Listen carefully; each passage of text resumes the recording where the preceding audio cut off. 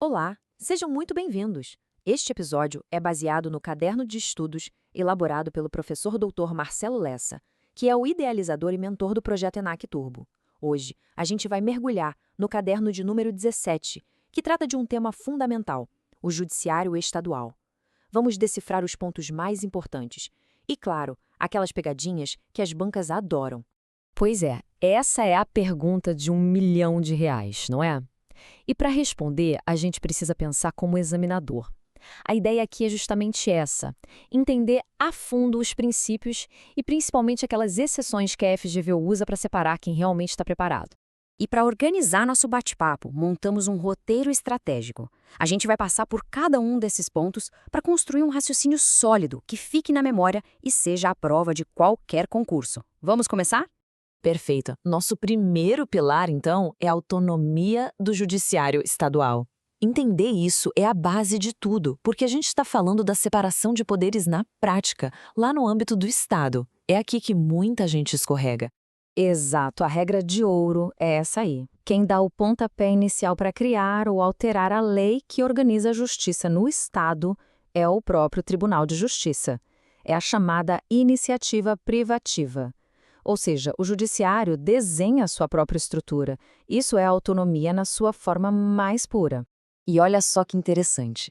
Aqui tá a pegadinha clássica que o professor Lessa sempre alerta: emolumentos. Essas taxas de cartório, custas judiciais, elas têm natureza de tributos, são taxas.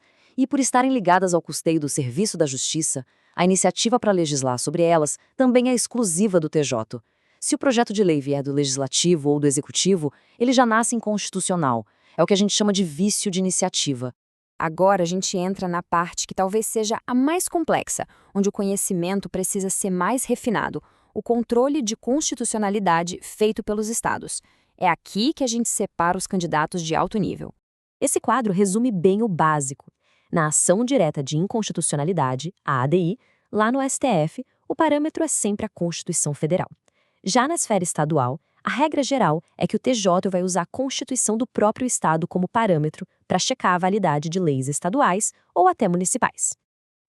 Essa pergunta é o divisor de águas na prova. É exatamente aqui que o examinador testa se o candidato sabe só a regra ou se ele domina o assunto de verdade. E a resposta para isso é o que faz toda a diferença na pontuação. E a resposta é sim, pode. E essa é a grande virada. O STF pacificou o entendimento de que, quando a norma da Constituição Federal for de reprodução obrigatória, ou seja, um princípio tão fundamental que os estados têm que seguir de qualquer jeito, aí sim o TJ pode usá-la como parâmetro direto. Essa exceção é ouro puro para a prova. Tem que memorizar. Mudando de assunto, mas ainda em um tema cheio de detalhes, vamos falar da Justiça Militar Estadual. É um prato cheio para questões de concurso, porque tem regras muito específicas, números, proibições, tudo que a banca gosta. Exato. E o primeiro detalhe é esse número aí, 20 mil. Anota isso. Um estado só pode ter um tribunal de justiça militar autônomo se o seu efetivo, contando policiais e bombeiros militares, for superior a 20 mil.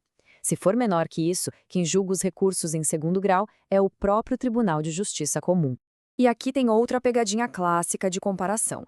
A Justiça Militar Estadual, em tempo de paz, nunca, jamais, em hipótese alguma, julga civis. A competência dela é restrita aos militares do Estado. Isso é totalmente diferente da Justiça Militar da União, que pode sim julgar civis em certas situações. É um ponto que sempre cai em prova. E para fechar esse tema, a exceção das exceções, a mais importante de todas. Se o militar comete um crime doloso, ou seja, com intenção de matar contra a vida de um civil, esquece a justiça militar.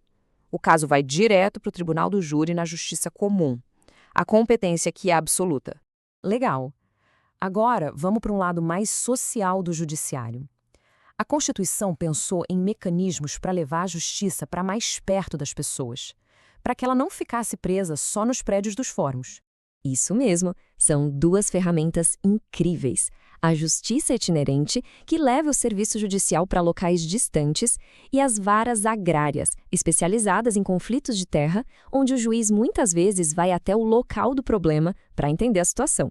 As duas mostram esse esforço de tornar a justiça mais acessível e presente na vida de todos. Bom, passamos por todos os pontos principais. Para garantir que tudo isso ficou bem gravado na memória, vamos fazer uma revisão relâmpago, no estilo flashcards. É um momento de foco total para consolidar o conhecimento. E vamos lá, flashcard número 1. Lei de Organização Judiciária e também a Lei sobre Emolumentos e Custas. A iniciativa é sempre do Tribunal de Justiça. Se começar no Legislativo, é inconstitucional. Ponto.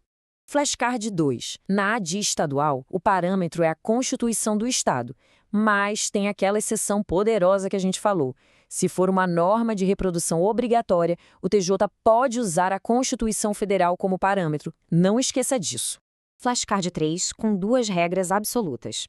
Justiça Militar Estadual nunca julga civis em tempo de paz. E se o crime for doloso contra a vida de um civil, a competência é sempre do Tribunal do Júri, sem exceções aqui.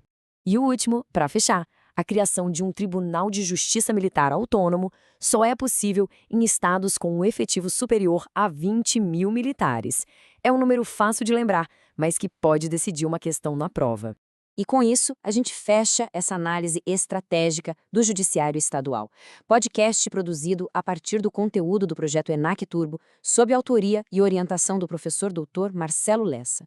Fica a pergunta final na tela para reflexão. Se esse conteúdo ajudou, não esqueça de se inscrever no canal e ativar o sininho das notificações.